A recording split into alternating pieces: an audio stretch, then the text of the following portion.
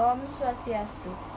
Halo semua, kami dari kelompok 3 yang beranggotakan oleh Ana Agung Gede Angga Putra Wibawa absen 1, Iputu Niko Cahya Sucipta Putra absen 11, Makan Madewikan Pratnyana absen 21, Nikadek Dwi Puspitawati absen 23. Di sini kami akan mempresentasikan mengenai pertempuran Ambarawa.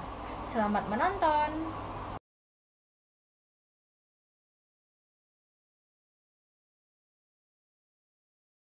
Perkenalkan, nama saya Angkan Madewi Pratnyana dari kelas 11 IPA 5, nomor absen 21. Di sini saya akan menjelaskan pertempuran antara pasukan TKR dan pemuda Indonesia melawan pasukan Inggris. Pertempuran Ambarawa adalah pertempuran yang terjadi antara tentara Indonesia dengan tentara Inggris. Peristiwa ini terjadi antara 20 Oktober sampai 15 Desember 1945 di Ambarawa.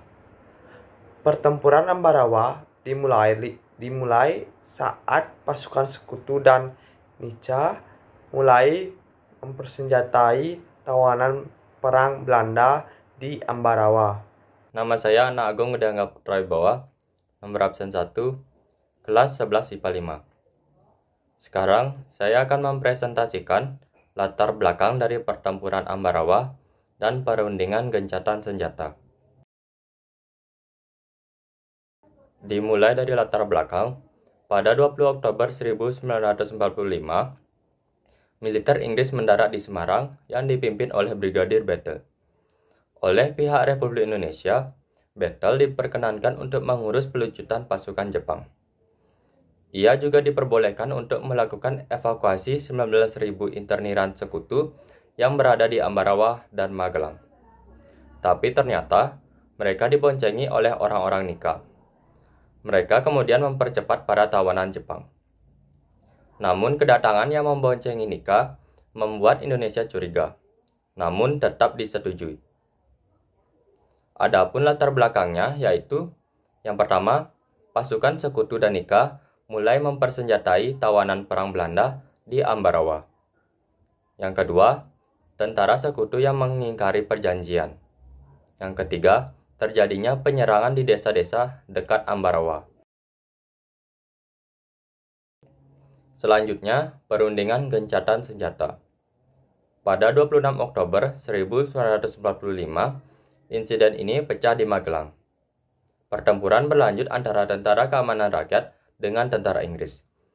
Pertempuran sempat berhenti setelah kedatangan Presiden Soekarno dan Brigadir Battle di Magelang pada 2 November 1945. Mereka pun mengadakan perundingan untuk melakukan gencatan senjata. Melalui perundingan tersebut, tercapai beberapa kesepakatan, yaitu yang pertama, pihak Sekutu tetap menempatkan pasukannya di Magelang untuk melakukan kewajibannya melindungi dan mengurus evakuasi Allied Prisoners Wars and Interns. Yang kedua, Jalan Raya Magelang-Ambarawa terbuka bagi lalu lintas Indonesia Sekutu. Yang ketiga, Sekutu tidak akan mengakui aktivitas Nika dalam badan-badan yang berada di bawahnya. Perkenalkan, nama saya Iputu Niko Cahya Sucipta Putra, nomor absen 11, kelas 11 IPA 5. Kali ini saya akan mempresentasikan tentang puncak pertempuran Ambarawa dan pembagian batalion pada saat pertempuran Ambarawa. Pertempuran mulai berkobar pada 22 November 1946 saat pasukan Inggris melakukan pengaboman terhadap kampung-kampung sekitar di Ambarawa. Dari arah Magelang, pasukan TKR dari Divisi 5 di bawah pimpinan Iman Adrongi melakukan serangan pajak. Serangan ini bertujuan untuk memukul pasukan Inggris yang berkedudukan di desa Pingit. Sementara itu, kekuatan di Ambarawa semakin bertambah dengan datangnya 3 batalion yang berasal dari Yogyakarta.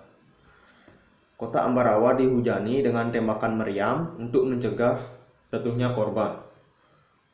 TKR diperintahkan untuk mundur ke Bodonu oleh masing-masing komandannya pada 26 November 1945.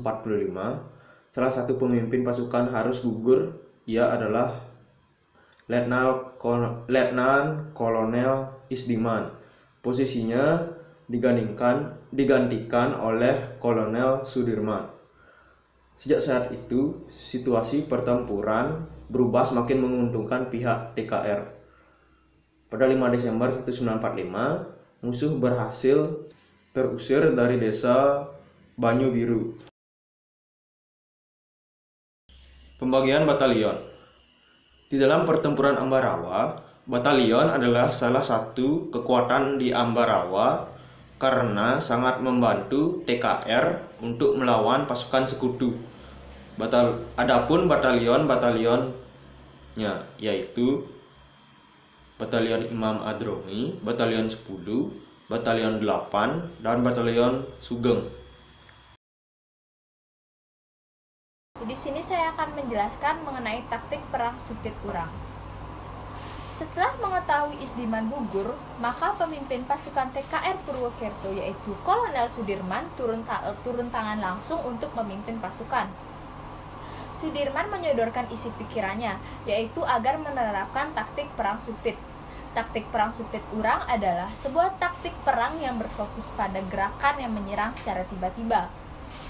Karena taktik perang Supit itu sangat efektif terbukti bagi rakyat Ambarawa dalam memenangkan pertempuran tersebut.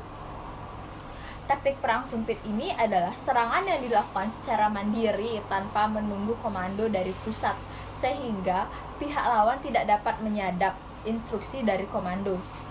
Karena serangan menimbulkan suatu kesan tipuan, sehingga terkesan seolah-olah hanya ada satu kelompok atau dua kelompok yang akan menyerang, padahal sebenarnya masih ada terdapat dua atau lebih dari kelompok lain yang akan menyergap.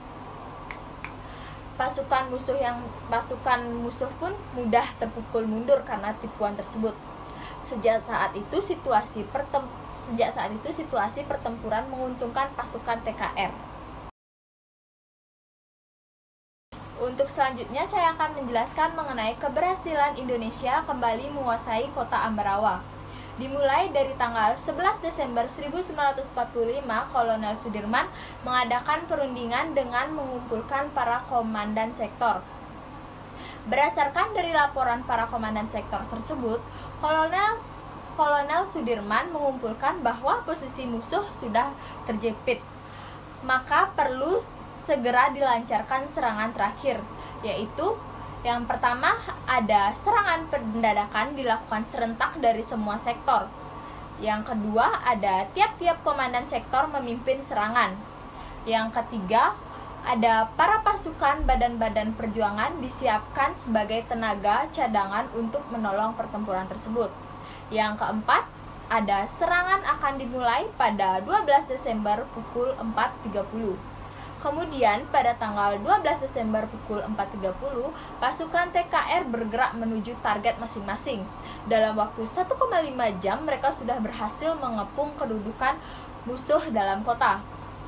Kemudian kota Ambarawa dikepung selama 4 hari 4 malam. Pasukan Inggris sudah merasa terdesak, berusaha untuk memutus pertempuran tersebut.